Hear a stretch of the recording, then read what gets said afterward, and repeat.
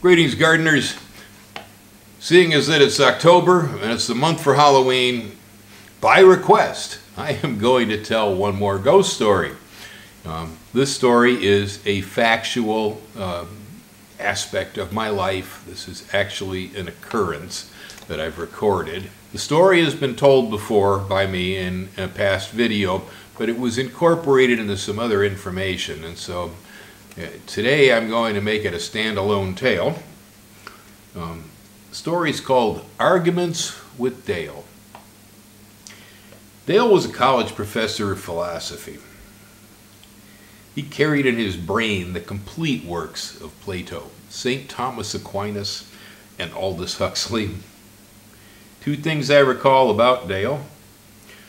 He was fanatical about his personal objects being in line, and everything must be verifiable through science or it did not exist. I'd often drop in for a visit on a Sunday afternoon and find him grading papers at the kitchen table. The ungraded papers would be in a perfect stack at the upper left. The graded ones would be moved to a second perfect pile on the lower left. Between the two piles would lay the paper Dale was applying his attention to, and above it would lay his hard pack of Marlboros and his pens, all in perfect spacing at right angles to each other. As Dale turned his head to move a finished paper, I would often reach over and devilishly rotate his cigarettes or his pen about 2 degrees off of perfect alignment. Even though he never actually saw me, he would look at the displaced object, grumble to himself, and straighten the damage that I'd caused. He never missed a stroke. As he straightened the pack, he'd reach out for an ungraded paper and continue with an indignant grunt. It's a mystery to me why I enjoyed this game so much. Something about everything in perfect rows bothered me, and I would tease Dale with my more organic approach to organization. This wasn't the only thing that we butted heads over.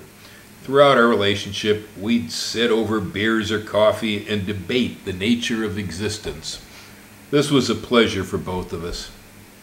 Dale loved to talk philosophy, and I was always happy to find out when one of my personal ideas matched up with the thoughts of long-dead scholars like Plato. Chances are that most of my ideas did come from these scholars, but how was I to know? They seemed like my own thoughts. The main topic of our discussion would always end up with the question of whether the universe was intelligent or not. Is there a purpose to all that happens, or is it just random chance?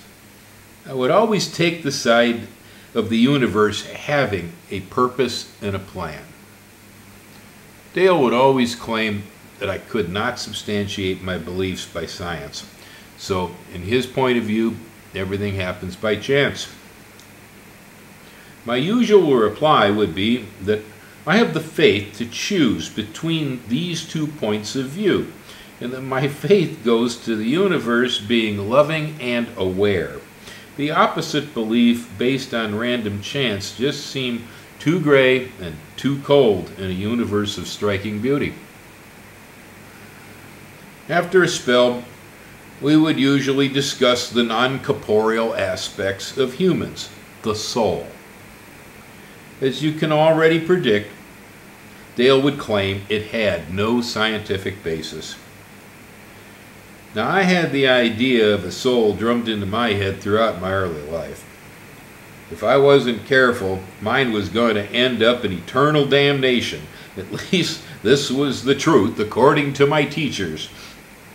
There had been a few bargains made in my life that admittedly made me nervous, but it is far too late to worry about those at this point in time. More than anything my teachers had to say, it was my experience living in haunted houses that had left me with the feeling that there might be something to this disembodied soul stuff. I always figured I knew more about this than Dale because I lived side by side with non-corporeal aspects of what may have been people.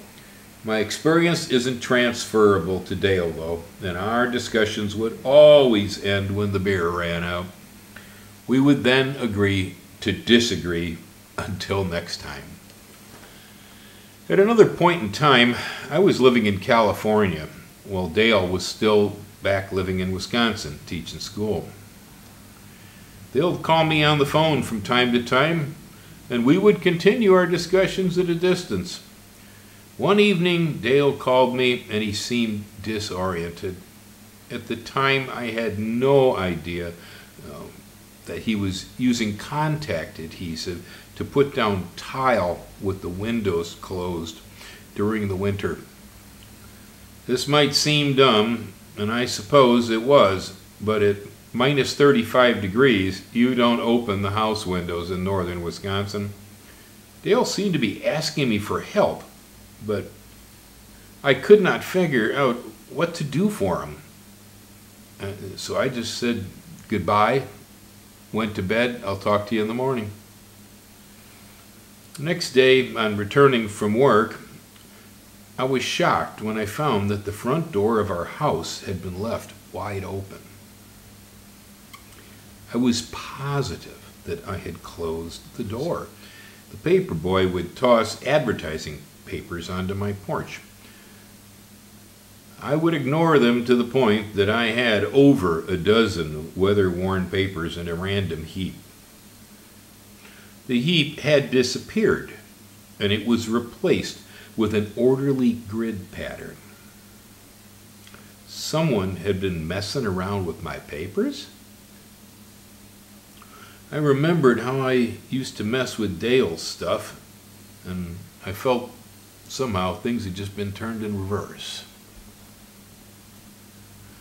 With the papers fading from my mind, I rushed into the house to check our property. The house had a complete recording studio and lots of musical equipment. It was a great place to rob. Turned out that nothing in the house seemed to have been disturbed, except the front door and the papers. At least this is what I thought until I reached the family room. Here I found that the back patio door had been opened wide.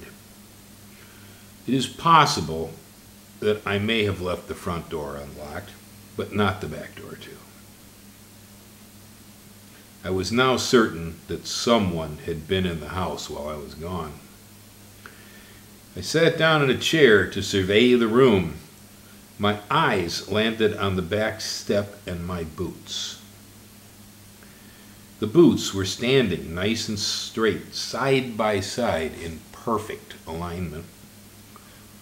They should have been in a rumpled, muddy heap next to the step where I usually tossed them when I came in from the garden.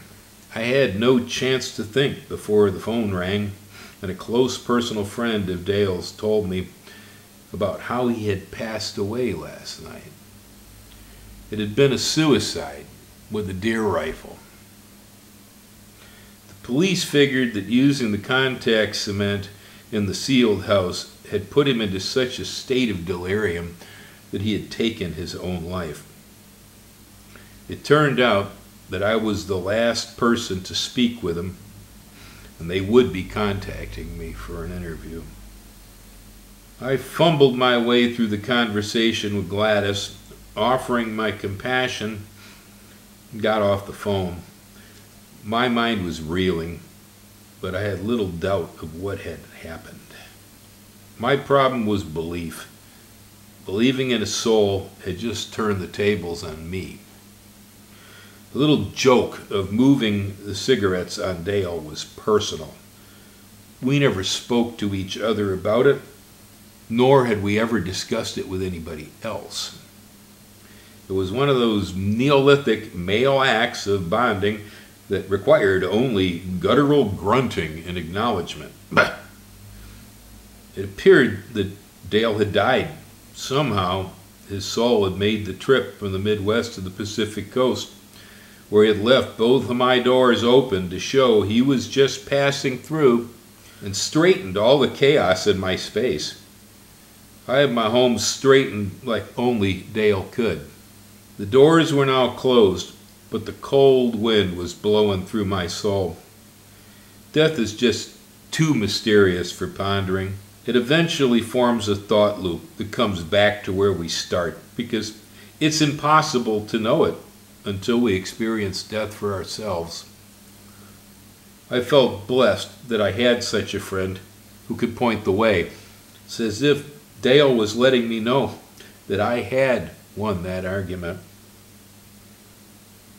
I have never known anybody else who could lose an argument with such class. True story, folks.